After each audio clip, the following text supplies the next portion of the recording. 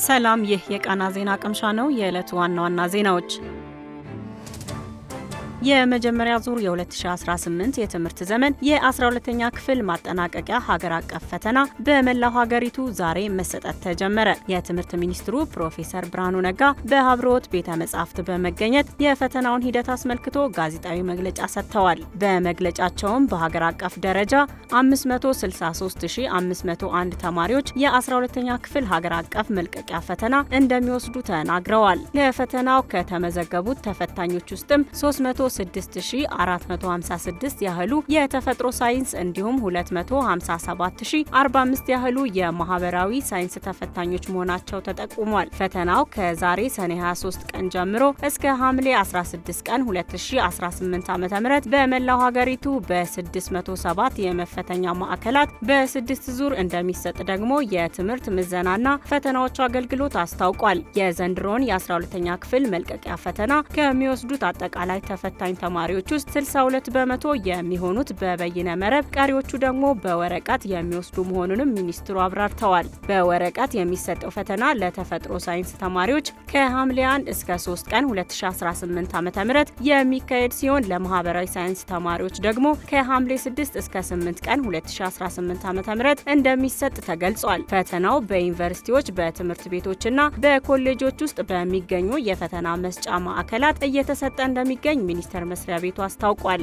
የህግ ባለሙያዎች ከአሜሪካ ወደ ጋና የተላኩ ስደተኞችን በመወከል በምዕራብ አፍሪካ ከፍተኛ የሰብአዊ መብቶች ፍርድ ቤት አፍሪካዊቷ ሀገር ላይ ክስ ማቅረባቸው ተገለጸ። ክሱ የአሜሪካው ፕሬዝዳንት ዶናልድ ትራምፕ የህግ ከለላ ያላቸውን ሰዎች ከሀገሪቱ እያስወጡ ያሉበትን ከፍተኛ የኢሚግሬሽን እገዳን በመቃወም በአፍሪካ ፍርድ ቤት የቀረበ የቅርቡ የፍርድ ሂደት መሆኑን አዣንስ ፍራንስ ፕሬስ ዘግቧል። የአሜሪካ ዳኞች ዋሽንግተን ሰዎችን ወደ መጡበት የመመለስ አካሄድን ባገዱበት ሁኔታ ሰዎች ለስቃይ ወይም ለስደት ሊዳረጉ በሚችሉበት መንገድ ለአብነትም እንደ ጋና ወዳሉ ሶስተኛ ሀገራት መላካቸውን ዘገባው አክሏል። ጋና ደግሞ እነዚህን ስደተኞች ወደ የሀገራቸው አሊያም ያለምንም ማስረጃ ሰነድ ወደ ጎረቤት ሀገር ቶጎ እንደምትልካቸው ኤኤፍፒ ጠቅሷል። ክሱን የመሰረተው ሜርቶን ኤንድ ኤቨሬት የተሰኘው የህግ ተቋም ከፍተኛ አጋር የሆኑት ኦሊቨር ባርከር ቮርማወር ማንም ሰው ስደት፣ ስቃይ ወይም ለደህንነቱና ለክብሩ ከፍተኛ ስጋት ወዳለበት ቦታ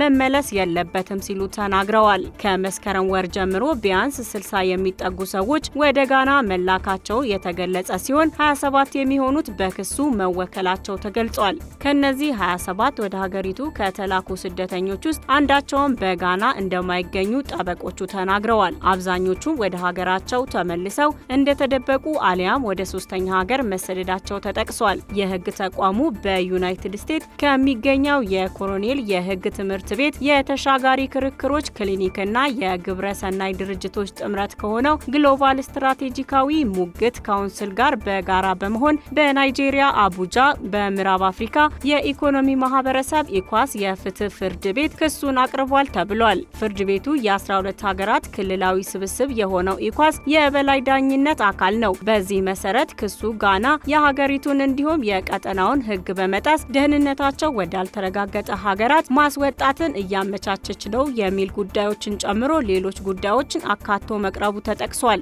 እንዲሁም ጋና የስምምነቱን ድንጋጌዎች ይፋ አለማድረጓን በመግለጽ ይህ ይፋ እንዲደረግ የህግ ተቋሙ ጠይቋል። ኤኤፍፒ በዘገባው ተመሳሳይ የህግ ጥያቄ ቀርቦ የነበረው በሰኔ ወር መጀመሪያ ላይ ለአፍሪካ የሰብአዊና ህዝቦች መብቶች ኮሚሽን አሜሪካ ስደተኞችን ወደ ኢኳቶሪያል ጊኒ የመላክ ሂደቷን ለማስቆም ያለመ እንደነበር አስታውሷል።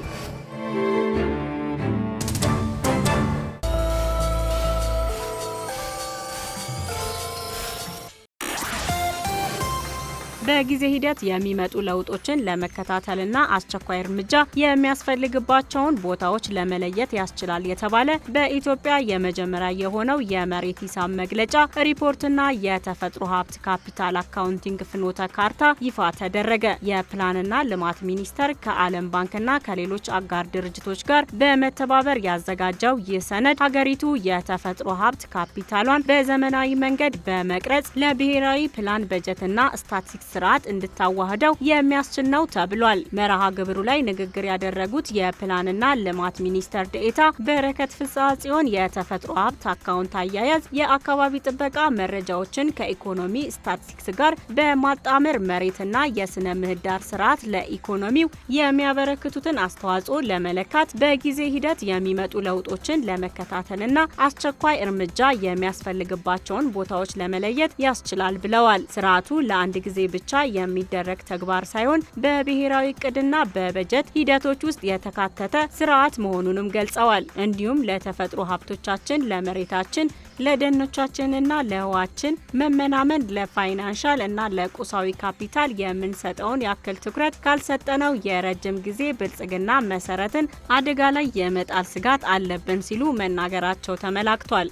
ሰነዶቹ የተዘጋጁት ከተለያዩ የመንግስት ሚኒስቴር መስሪያ ቤቶችና ኤጀንሲዎች የተወጣጡ የአካባቢ ሳይንስ፣ ጂኦግራፊ፣ የርቀት መለኪያ፣ ኢኮኖሚክስ፣ የአፈር ሳይንስ፣ ስታቲስቲክስ፣ የከተማ ፕላን፣ የመሬት አጠቃቀምና የደን ልማትን ጨምሮ የበርካታ ዘርፎች ባለሙያዎችን ባካተተ የቴክኒክ የስራ ቡድን መሆኑ ተገልጿል። በፕላንና ልማት ሚኒስቴር ሰብሳቢነት በሚመራ አስተባባሪ ኮሚቴ በበርካታ የምርምርና ከፍተኛ የትምህርት ተቋማት አስተዋጽኦ የዳበረ መሆኑንም ሚኒስቴር መስሪያ ቤቱ በፌስቡክ ገጹ ባወጣው መግለጫ አስታውቋል።